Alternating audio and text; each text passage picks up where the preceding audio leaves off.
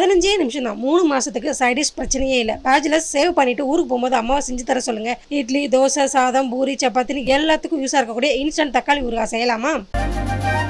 1/2 kilo அளவுல தக்காளி விருப்பப்பட்ட சைஸ்ல கட் பண்ணி மிக்ஸி ஜார்ல சேர்த்துக்கோங்க. இது கூட 8 பல் பூண்டு சேர்த்து கொரகொரன்னு அரைச்சி எடுத்துக்கோங்க. கடாயில 2 டேபிள் ஸ்பூன் நல்லெண்ணெய், 1/2 டீஸ்பூன் வெந்தயம், 1 டீஸ்பூன் கடுகு சேர்த்து பொரிஞ்சதுக்கு அப்புறமா 2 காஞ்ச மிளகாவை கிள்ளி சேர்த்துட்டு ஒரு கொத்து கருவேப்பிலை சேர்த்து பொரிய விட்டுறலாம்.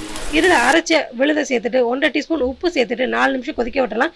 இது கொதிக்கிறதுக்குள்ள 1 டேபிள் ஸ்பூன் கடுகு, 1/2 டேபிள் ஸ்பூன் வெந்தயம் கலர் மாதிரி வாசனை வர வரைக்கும் வறுத்துட்டு மிக்ஸி ஜார்ல பொடி பண்ணி எடுத்து வச்சுக்கலாம். நெக்ஸ்ட் 1 டேபிள் ஸ்பூன் தனி மிளகாத்தூள், 1/2 table spoon Kashmir red chilli. இது கலருக்காக தான். உங்ககிட்ட இல்லைன்னா நார்மல் மிளகாத்தூளை சேர்த்துக்கோங்க. 1/4 டீஸ்பூன் மஞ்சள் தூள் சேர்த்துட்டு மிக்ஸ் பண்ணிட்டு இன்னும் ஒரு 3 நிமிஷம் கொதிக்க விட்டலாம். நம்ம சேர்த்த எண்ணெயெல்லாம் இந்த மாதிரி மேலே மிதந்து வர்றப்போ அரைச்ச பொடி, 1/4 டீஸ்பூன் பெருங்காயத்தூள், 1 சிட்டிகை வெல்லம் சேர்த்து 2 நிமிஷம் வெயிட் பண்ணி இறக்கணும்னா இன்ஸ்டன்ட் டொமேட்டோ பிக்கல் தயாராகிடும். நல்ல ஏர்டைட் கண்டெய்னரில் ஸ்டோர் பண்ணிங்கன்னா 3 மாதம் வரைக்கும் கெட்டு போகாது. Thank you friends.